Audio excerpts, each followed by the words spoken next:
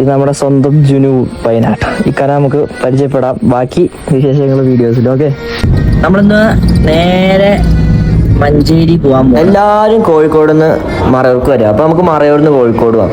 നമ്മളെ മറയൂരിൽ നിന്ന് നേരെ ആനമലയിൽ നിന്ന് നേരെ നമ്മൾ പിടിച്ചു പോണത് പാലക്കാട് പെരിന്തൽമണ്ണ കയറി നേരെ നമ്മൾ ജുനിക്കാടത്ത് എത്തിയിട്ടുണ്ട്. ഓഫ് റോഡ് സ്പെക്കുകളുടെ ജിന്ന് എന്നറിയപ്പെടുന്ന നമ്മുടെ ജുനിക്കാട് ഗ്യാരേജാണിത്.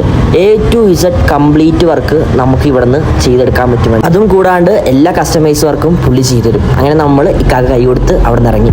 അപ്പോഴാണെങ്കിൽ നമ്മുടെ ബോസിനൊരു ആഗ്രഹം കോഴിക്കോട് വന്നല്ലേ, കോഴിക്കോട് ബീച്ചിൽ പോകേണ്ടത് എങ്ങനെയാണ്. അപ്പോൾ നേരെ വണ്ടി അങ്ങോട്ടേക്ക് വിട്ടു. ബീച്ചിൽ വന്നാൽ ഒരു സ്ലോമോ ഉറപ്പായിട്ട് വേണമല്ലോ.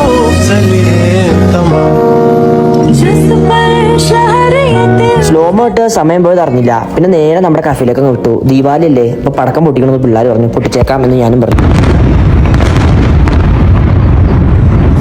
അപ്പോൾ എൻ്റെ വക എല്ലാവർക്കും ഹാപ്പി ദിവാലി. Okay, by.